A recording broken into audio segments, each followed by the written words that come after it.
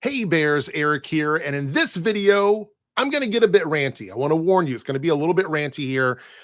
Today on social media, someone shared with me a clip from, I guess it was a live stream with Az and Eric, heel versus babyface, Young Rip 59. I guess it was taken from one of their live streams from this past week. And after watching the clip, we're not going to watch the whole thing. I just want to watch it at the beginning up to the point where Az says something that sort of made me think about this. I think that this community, in terms of like the chuds, the grift tubes, or whatever, I think in this community they have lost the plot on what superheroes and comic books and all of that stuff is supposed to represent. I think they want like hyper realism, but they also want hyper fantastic stories with like Superman and Spider-Man and things like that. Like those two things can't go coexist. You can build some sort of like foundation on what we're supposed to be looking at from the realistic perspective and then add on top of that. But they add in this injection of realism, which ends up just being a facilitator for their bigotry, homophobia, transphobia, misogyny, racism, all those things. They get funneled through this like filter into superhero space. And the reason that happens is because they have lost the plot on what superheroes are supposed to be, what those worlds are supposed to be. So we're going to watch just the very beginning of this clip. We're going to get to what Az says, and then we're going to talk more about my thoughts on this. Let's watch this portion of the clip. And maybe, you know, if there's anybody in the chat that watched the old streams, it is when I found out about that, right? The whole gay Superman. Not gay Superman, which that's the thing, but gay Spider-Man, disabled Spider-Man. There's no, by the way, there is no gay disabled Spider-Man. It's a completely different character. But I don't know why Eric sometimes understands multiverse Elseworlds and sometimes he doesn't. It seems like it just depends on where his argument wants to go. But there is no gay disabled like Peter Parker Spider-Man character. Oh, God. And I remember like it sounds something like T. Franklin would do. And then it came to find out that was who was writing it. It was T. Franklin, who's also gay and disabled. And it's like, I shouldn't be able to do that. Like I shouldn't be able to. You should. When you see a story or you read something or you're watching a movie, if someone is very good at their craft, you should be able to tell or at least have an idea of who it would be based on that. This idea that like the identity of writers and producers and directors and actors, these identities should not be present in their work, in their art, is really fucking stupid.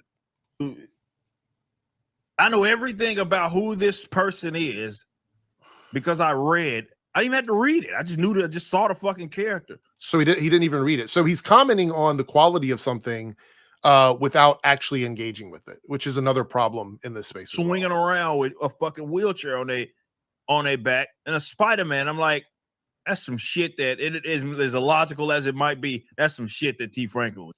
And why is that illogical? And this is going to be the foundation of my discussion here, my rant.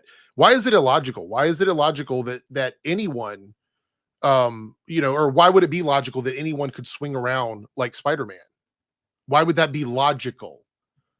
Why? What would make that more logical than somebody with a wheelchair doing it any more than anybody else? Why would that be illogical?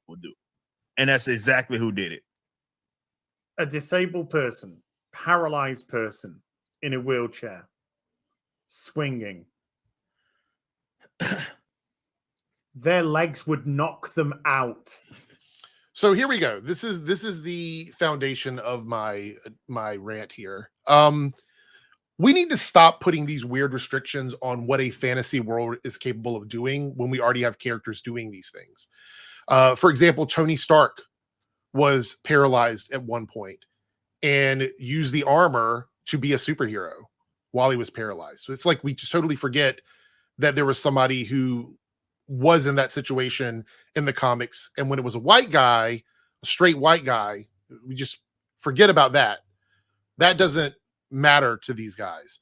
There's also a situation where we have Professor X, who is, iconically known for being a character in a wheelchair. And granted, he doesn't swing around on, like Spider-Man, but he's done a lot of other stuff that would be considered fantastical.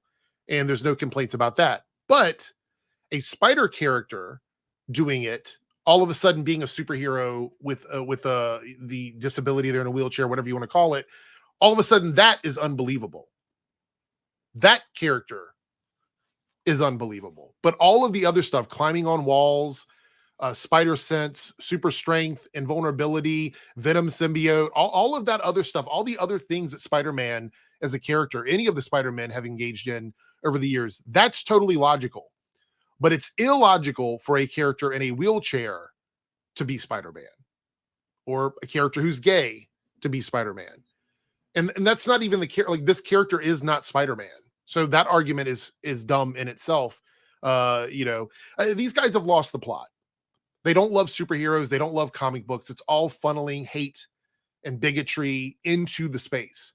And we need to start like just remembering that that is what is happening here. It's not a criticism on the storytelling, this self-insert bullshit, which every writer has done a self-insert in the course of their career. Because sometimes it even happens subconsciously. People write things into stories that come from their point of view. That's why they're writers. So it's just, we're not writing, these aren't people making encyclopedias or dictionaries. They're creating art, and art in itself is about progress and change and things like that. And so adding those things in is extremely important in the art space. These guys don't care about superheroes. They don't care about comic books.